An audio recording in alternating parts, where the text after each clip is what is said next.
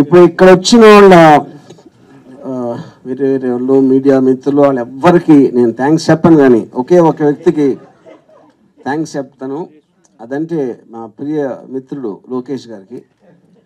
ఇవాళ ఇక్కడ నేను కిరణ్ ఇక్కడ ఉండి ఎంత ఒక మొహం మీద పెద్ద చిరునవ్వులతో కళకళలాడిపోతా ఉంటే ఇది కేవలం లోకేష్ గారి దయ వల్ల. అది మొత్తం ఇన్ని కెమెరాలు ఉన్నాయి, ఏదో ఒక కెమెరాలో నా ఫేస్ చూస్తాడని ఆశిస్తా. Lokesh, thank you very much. I can't tell you.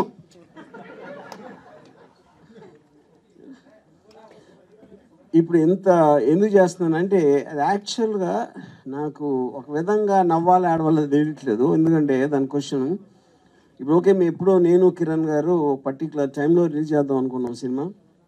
అది ఆబ్వియస్లీ మీ అందరికీ తెలిసిన విషయమే. లోకేష్ చేసిన పిటిషన్ వలన ఆ డీలే జరిగింది, వాట్ ఎవర్. కానీ ఇప్పుడు మేము ఎంత హ్యాపీ అంటే, ఎందుకంటే లోకేష్ ఎంత తెలివంటే తన వ్యూహం పన్ని సినిమా ఆపేద్దాం అంటే ఆపటం అనేది ఎవరు దేన్ని చేయలేరు. ఇప్పుడు డీలే చేయగలుగుతారు. ఏ సినిమాని ఇంతవరకు ప్రపంచ చరిత్రలో ఎప్పుడు డీలే చేస్తారు, కానీ ఆపటం అనేది జరగదు.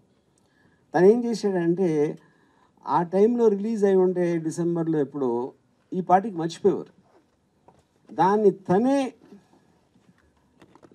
లాగి ఎలక్షన్ దగ్గర తీసుకొచ్చాడు. అది తన గ్రేట్ తెలివి.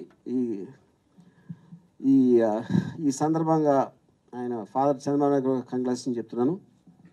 ఇంకా అది దీని తర్వాత ఇంకా మీరు అడగండి క్వశ్చన్స్.